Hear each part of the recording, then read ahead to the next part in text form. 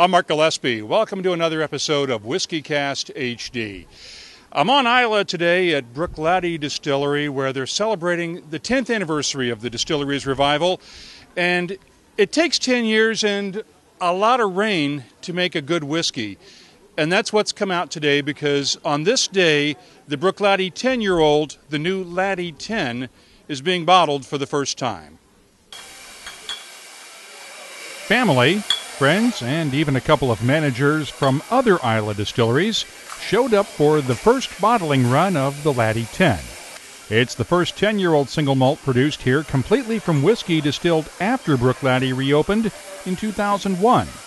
The distillery was mostly silent between 1994 and 2001, which led to a shortage of 10-year-old whiskey for the past several years.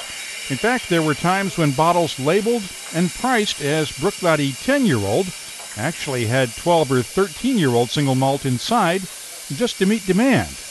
That changes now. It's like putting a flag in the ground. No, we're not messing about with unaged whiskies and all that sort of stuff. And it's the foundation stone.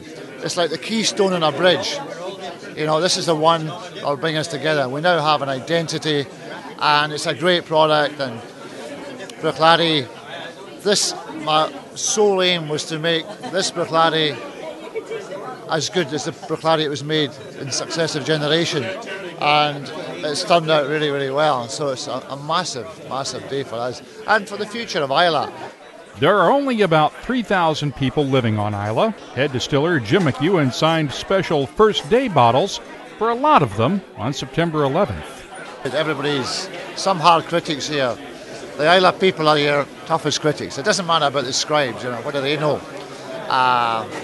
The people of Islay have been sampling whiskey since 1494. But on this day, the local critics had nothing but praise for the Laddie Ten.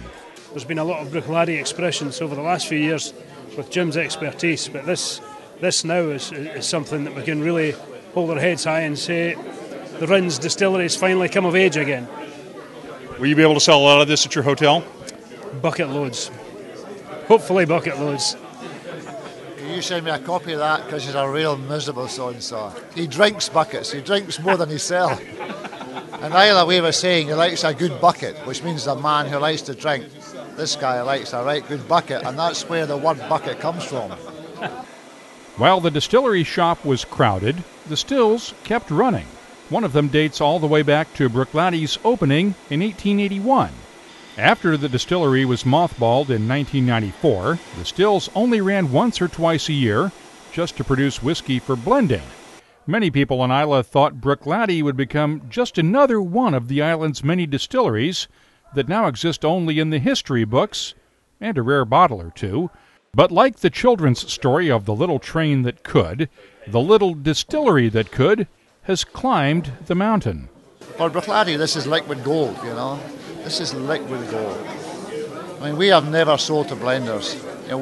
We've struggled through the years financially. The blenders are knocking on the door, say, hey, Jim, going to sell us some whiskey. But we never did.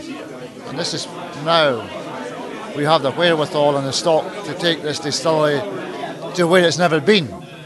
Because all the successive owners of Bruichladdich really never, there's hardly been any money invested in this place since 1881. It was all second-hand equipment and so on. But now we can start putting in new washbacks. We'll never change the style. It'll always be old mash tun and the old still. It's just to make it easier for working and the people here. So, watch this space. There's a lot that come from Bruichladdich. There's a lot more. The initial bottling run of 1,500 cases is expected to sell out quickly. Some of it will be sold here at the distillery as a limited edition first-day bottling. The rest will go out around the world, bottled at 46% with no chill filtration, no caramel coloring, just the way Bruichladdich likes it. For more cask strength conversation, join us for more of WhiskyCast at whiskycast.com. I'm Mark Gillespie.